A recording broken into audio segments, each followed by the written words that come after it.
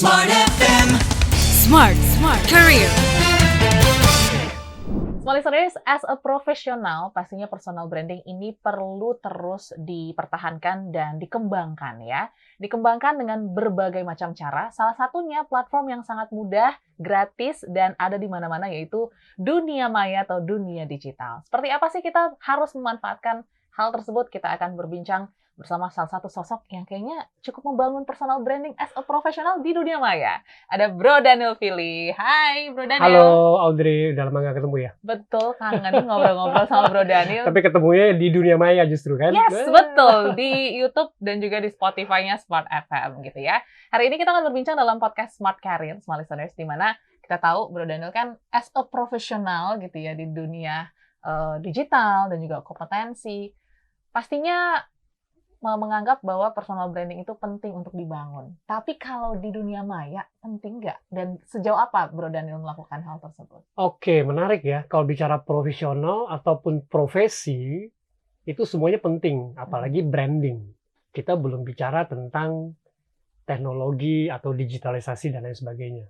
Nah, menurut saya, ketika kita bicara tentang personal branding, apalagi di dunia digital saat ini, saya sering memberikan sebuah statement bahwa hadirnya digital jangan sampai kita diutilize, tapi kitalah mengutilisasi digital untuk kebutuhan kita. Oke.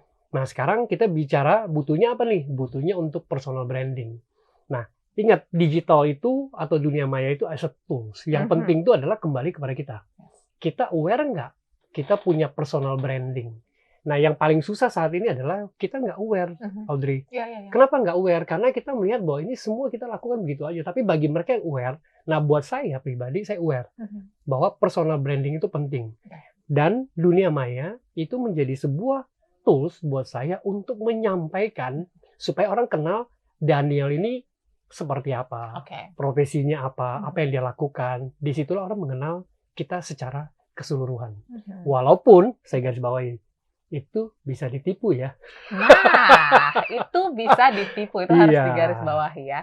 Tapi menarik tadi Bro Daniel katakan bahwa harus ada awareness terlebih dahulu bahwa personal branding ini penting untuk dibangun dan jangan sampai kita yang diutilize oleh dunia maya.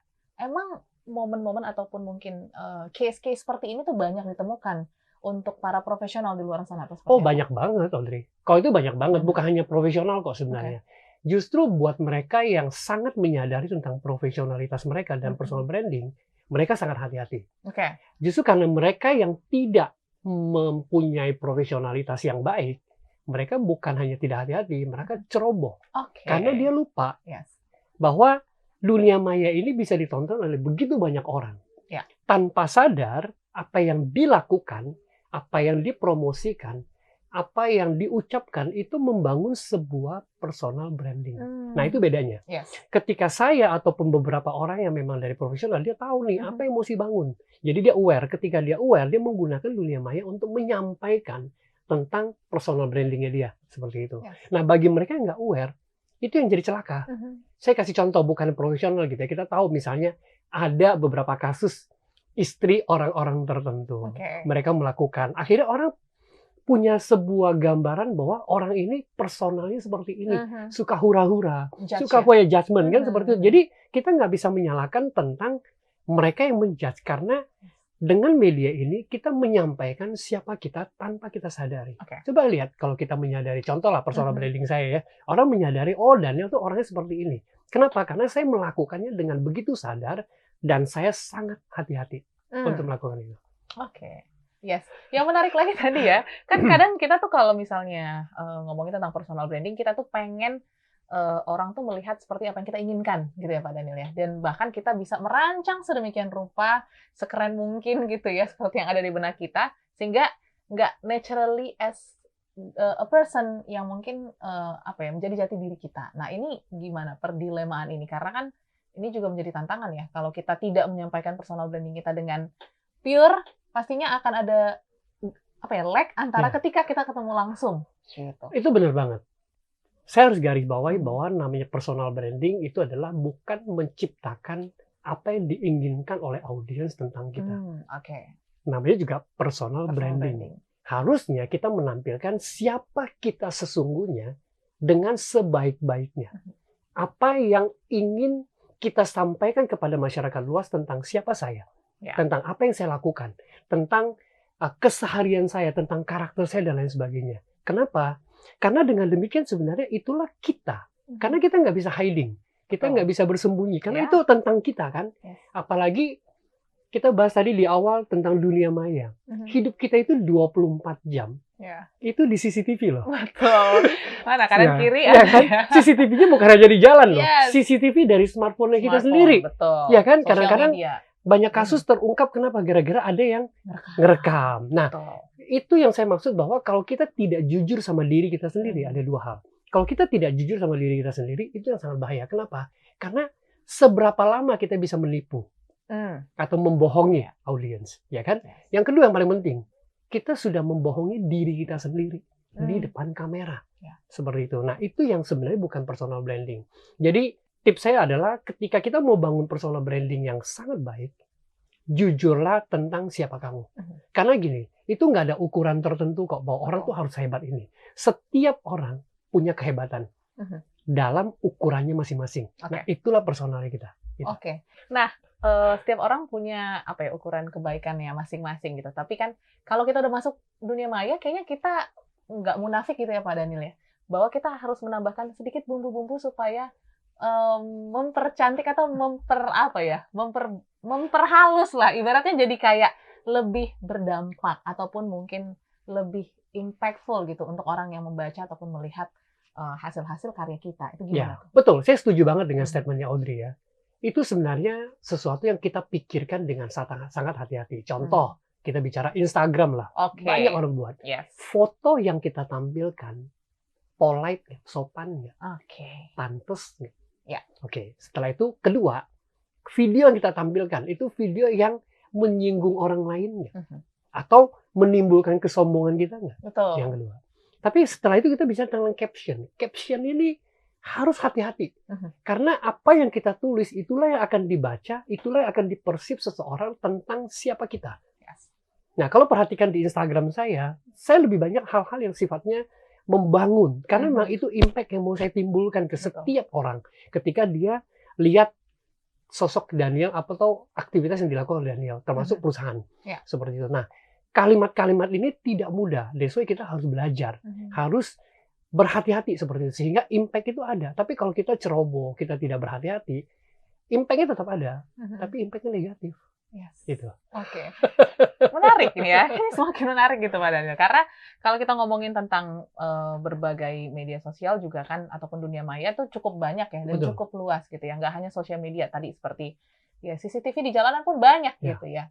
Ini harus inline kah personal branding kita di dunia maya dan juga di dunia real life gitu. Karena banyak juga kita temuin, dia aslinya nggak begini nih gitu. Mungkin itu yang akan membuat profesionalitas kita tuh jadi dipertanyakan di kemudian hari. Gimana tanggapan? Jawabannya cuma satu. Harus dan wajib inline. Inline, Jadi harus. Kenapa? Karena ingat bahwa di dunia digital saat ini, informasi-informasi yang negatif itu justru sangat cepat bisa tersebar dibanding yang positif. Nah, kecenderungan manusia adalah melakukan hal-hal negatif daripada positif, sebenarnya kan? Jadi kalau kita tidak inline, itu sangat berbahaya. Itu balik lagi sebelumnya saya sampaikan bahwa hati-hati ketika kita mulai berbohong di media sosial atau di dunia maya dengan kehidupan nyata kita. Itu pasti satu saat itu akan terungkap.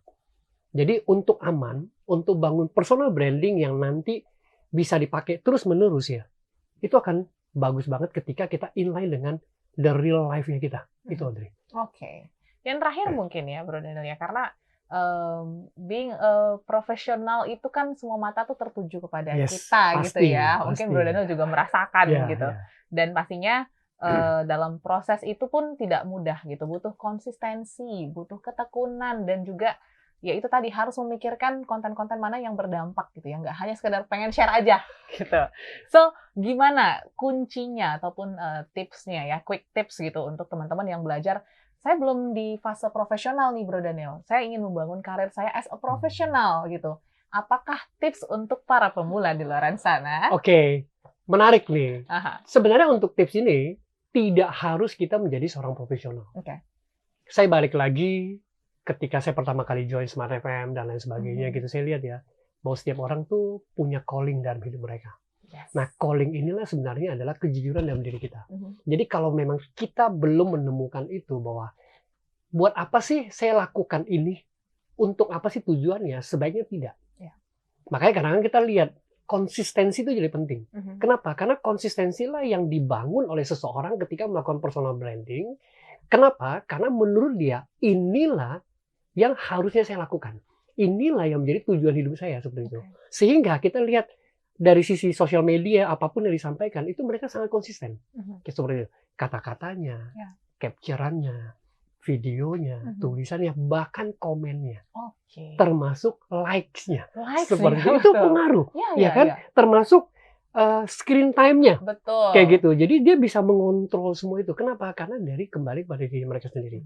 Jadi tips saya adalah jujurlah pada diri kita sendiri. Ketika kita belum menemukan apa yang menjadi calling kita, atau panggilan dalam diri kita, anggap aja sosial media itu cuma mainan yang iseng saja. Tapi jangan konsisten untuk menunjukkan bahwa kamu tidak konsisten dalam dunia maya. Oke, nice closing statement ya. Tapi yang pasti tuh untuk menemukan calling tadi dan mungkin menjadi impactful personal branding ke depannya itu proses yang panjang. Oh, jadi pasti. harus cari terus ya, Ya, Daniel ya. Pasti. Itu harus cari terus karena itu akan beda banget dengan profesionalitas kita, Om Dede.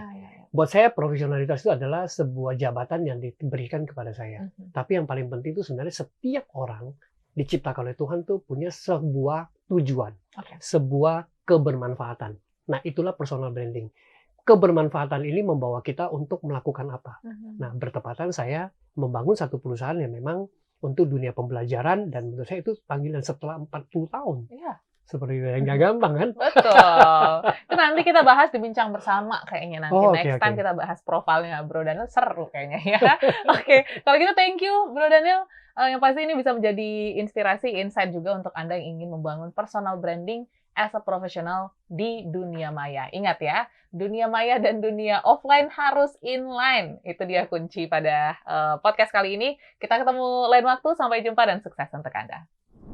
Smart FM. Smart Career. Make your future better.